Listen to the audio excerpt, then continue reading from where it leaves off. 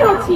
তার মানে আমাদের দেশে নারীদের পোশাকের উপর ভিত্তি করে কখনোই আমরা দেখিনি যে আমাদের ধর্ষণ বন্ধ বা ইনক্লুজিভ বন্ধ হচ্ছে।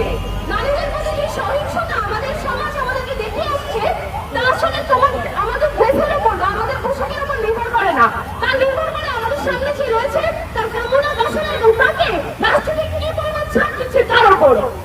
ঘর নিরাপদ না, নারীরা তাদের শিক্ষা প্রতিষ্ঠানে নিরাপদ না, নারীরা কর্মক্ষেত্রে নিরাপদ না।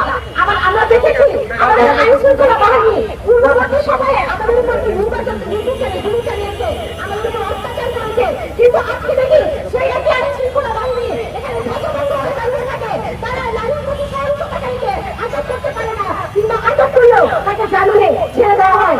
আমরা জানি আইন মোতাবেক ধর্ষণের সর্বোচ্চ শাস্তি মৃত্যুদণ্ড লিখিত হিসেবে আছে, কিন্তু সেটাকে কার্যকর করা হয় না। আমরা মনে করছি বাংলাদেশে কাঠামোগতভাবে এই রাষ্ট্র ধর্ষণকে প্রতিরোধ করতে ব্যর্থ হচ্ছে। আজকে আমরা জাতি হিসেবে এতটাই নির্লজ্জ, আজকে দুপুরে এখানে দাঁড়িয়েছি আমরা, এখনো আমরা রোজা ভেঙে এখানে দাঁড়িয়েছি একটাই কারণ, এই বাংলায় কখনো ধর্ষকের দৃষ্টান্তমূলক শাস্তি হয়নি।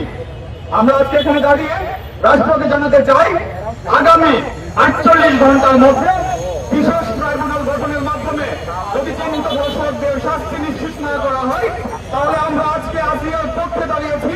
আমরা 48 ঘন্টা পর এই ব্যর্থ রাষ্ট্রের বিপক্ষে দাঁড়াবো এখানে ইনশাআল্লাহ।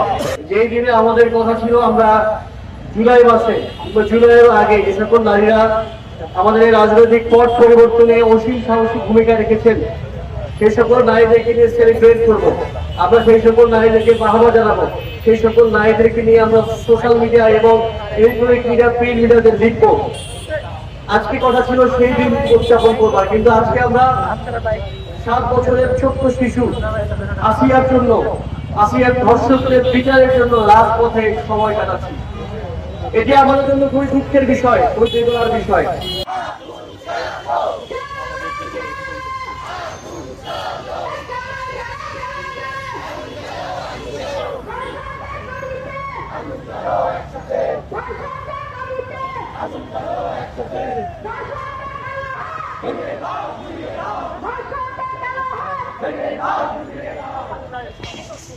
আজকে এই দিনে